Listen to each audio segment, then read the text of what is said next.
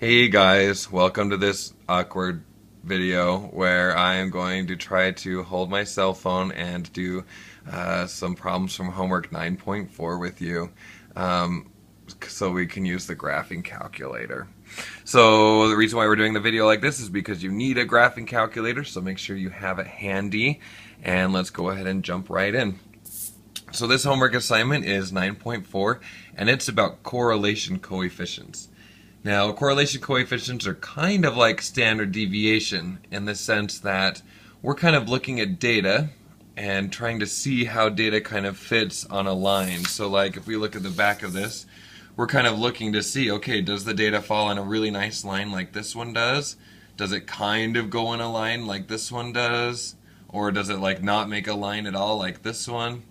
So the correlation coefficient is a number that kind of describes how closely together our data forms a line. So that's what a correlation coefficient is. Now, to calculate a correlation coefficient by hand, just like with the standard deviation, is too much work. It's too tough. I don't expect you to do it. So that's why we're going to use a graphing calculator. Okay, so let's go ahead and we're going to use our graphing calculator and find the correlation coefficient of set A.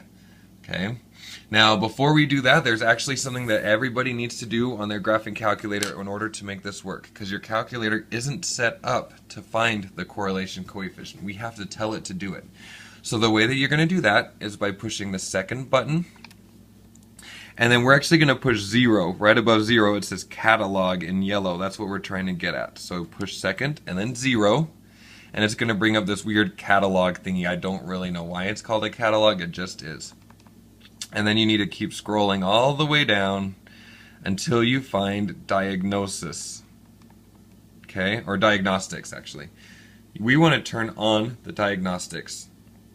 So you just want to get your arrow right there over diagnostic on, push enter, and then enter again, and that will be good. Okay, that's going to tell us that the calculator is now ready to figure out the correlation coefficients. You only really have to do that once, but just in case you have a hard time in the future, that's probably what you're missing, is to figure that out. Okay, so what we're going to do now is we need to type in these two lists into our graphing calculator. That's going to be in the same place where we were typing in lists last unit, only this time we're going to have L1 is going to be our X values, and L2 is going to be our Y values. Alright, so just as a reminder of how we're going to do that, we want to push the Stat button, and we want to edit. Okay, and here we've got L1 and L2. Now if you've already got numbers in there, let's go ahead and clear them out. So to clear them out, we're going to push clear and then enter when we've highlighted L1. Okay, so we'll go over, highlight L2, and then push clear, and then enter again, and that will clear out L2. Okay, so again, in L1, I'm going to go ahead and type in this list, and you do need to type them in the order that they're typed, because we do need the numbers paired together as they are typed there. So we'll type in L1, and then we'll type in L2. Let me try to make this not boring. We got 2, 2.3, 3.3, 3.7, 4.2, 4.6, 4.5, 5, 5.5, 5.7, 6.1, and 6.4. Okay, there's L1. There were 12 numbers in the list. So here this is asking you for a 13th number. We don't have a 13th number. There were only 12 of them.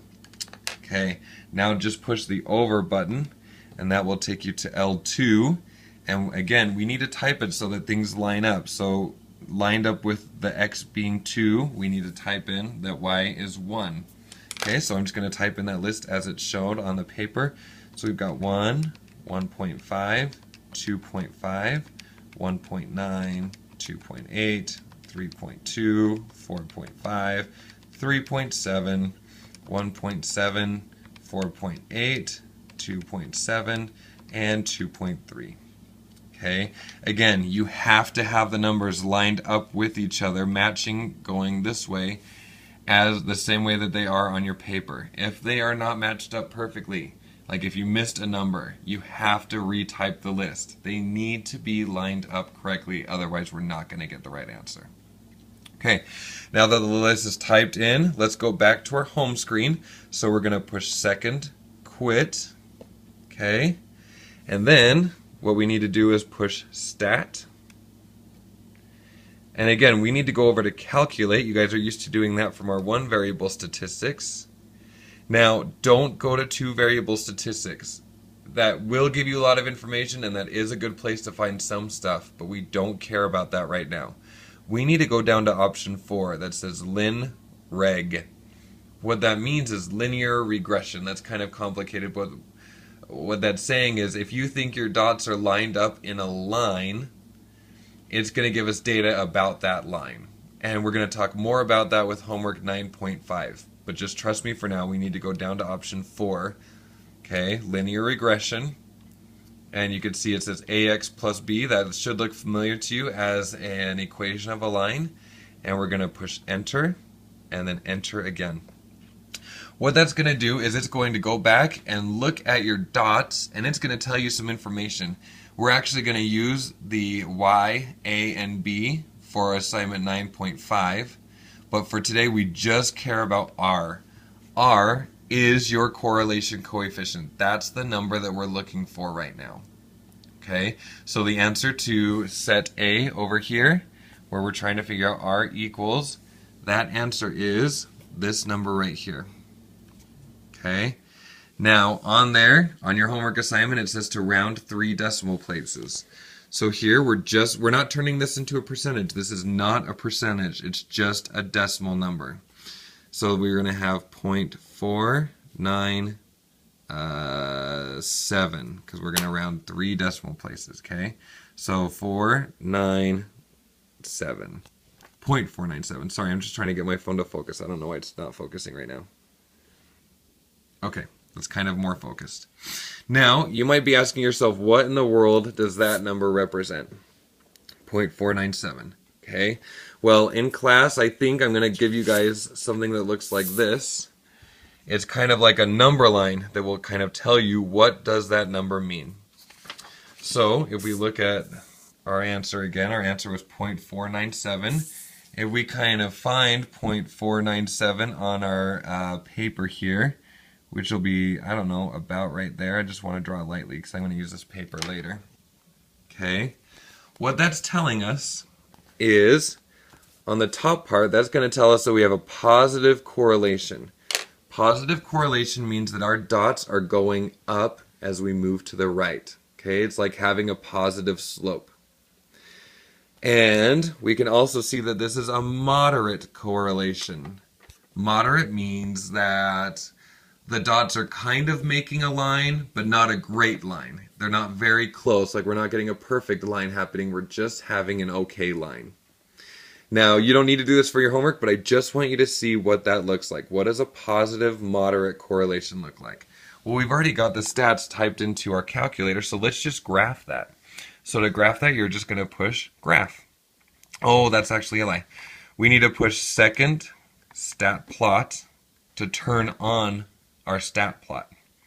Okay, mine's already turned on because I've already done this before, but you want to push enter on plot 1, turn it on, so make sure that on is highlighted, and then we need to come down and make sure that this one, this scatter plot, is selected. Okay, so make sure that that's enter, and now we can go to our graph.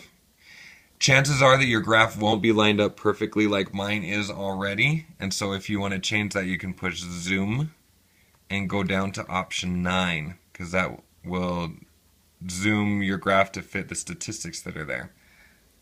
Okay, so here's our scatter plot.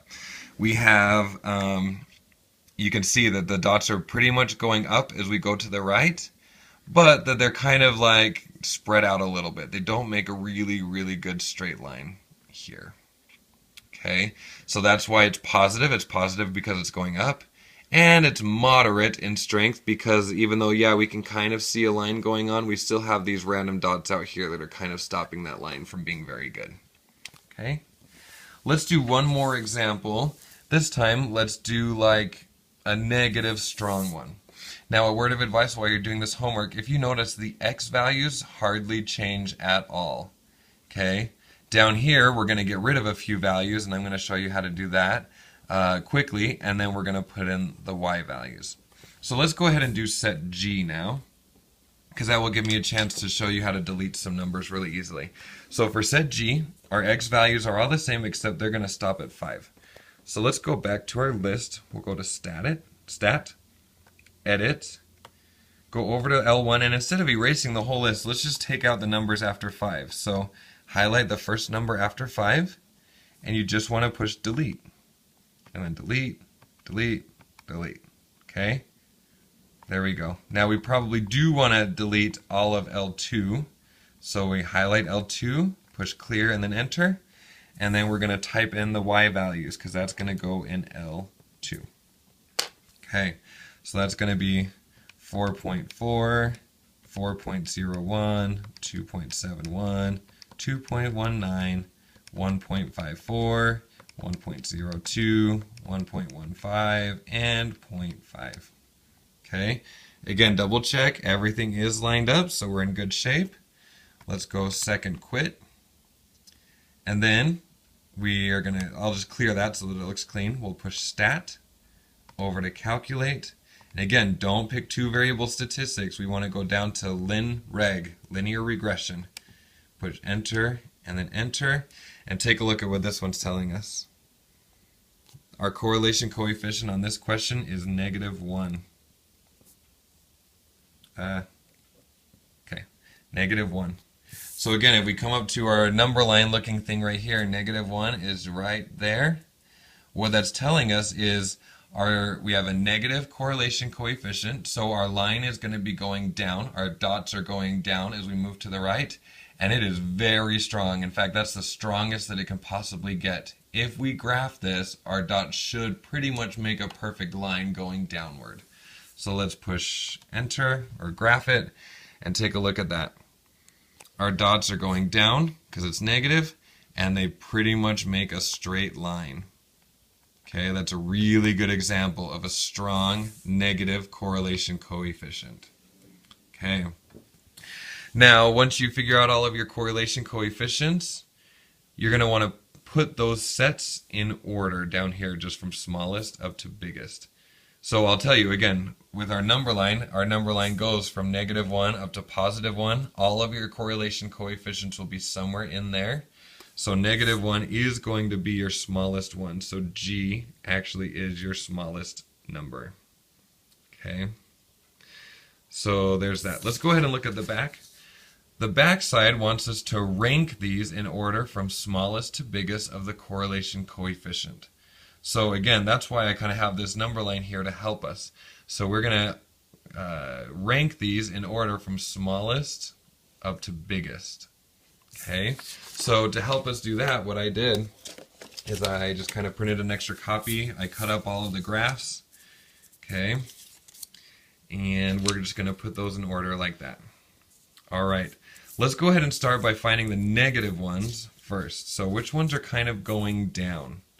This one's hard to see perfectly, but you can see that the dots are pretty much going down as we move this way. Okay, so there's a -1. These are obviously going up, so that's going to be positive. These are kind of a mess, so we'll just put that in the middle. Okay, here we go. This one, they're going down. This one, they're going up. And this one, they're going up also. Okay, so now we've kind of started ranking them. Now what we want to do, if we look at our number line, we're going to go from very strong going down, so dots really forming a good line. And as we go this way, the dots are going to start to get spread out, spread out, spread out until we get to 0. When we get to 0, that's like no correlation. It's saying, hey, whatever data you collected, there's no relationship there. So they're very spread apart. And then if we start putting them together, going upward, that's when we get going this way. Okay, so that might be a little confusing, but let's show you how it goes. So again, there's no correlation in this graph right here because the dots are just kind of all over the place. There's very strong correlation here because the dots form a line. And this one is kind of in between. Okay, so that's how those ones are going to rank for us. This probably has a -1 correlation. This one, I don't know, -0.5 or something. Then we have a 0. Okay. Then the next one where we're kind of starting to put our dots back together is going to be this one. Okay. And now we're going to have a battle between these two. These two look very similar, but if you notice here, this one has this random dot sitting here at the top. That dot is going to count into your correlation, so it's going to make your correlation a little bit smaller than 1. So that one's going to go next, and then we're going to have this one after that. Okay, so this is the rank that you should have for your correlation coefficients. We're going to start with a really strong negative correlation. Okay, and then as we go down this way, our dots are going to start to go apart from each other, then they go really apart from each other, and then if they kind of start coming back together, going upwards, we get this one. This one is here because of this random dot, and then finally the ones where all the dots are lined up pretty perfectly in a row. Okay, so just go ahead and rank those. So this graph would be number 1, 2, 3, 4, 5, and 6. Okay, I hope that video has helped. I'm just going to go ahead and stop it now, and I will see you for homework 9.5, and it will probably be equally as awkward. Have a good night.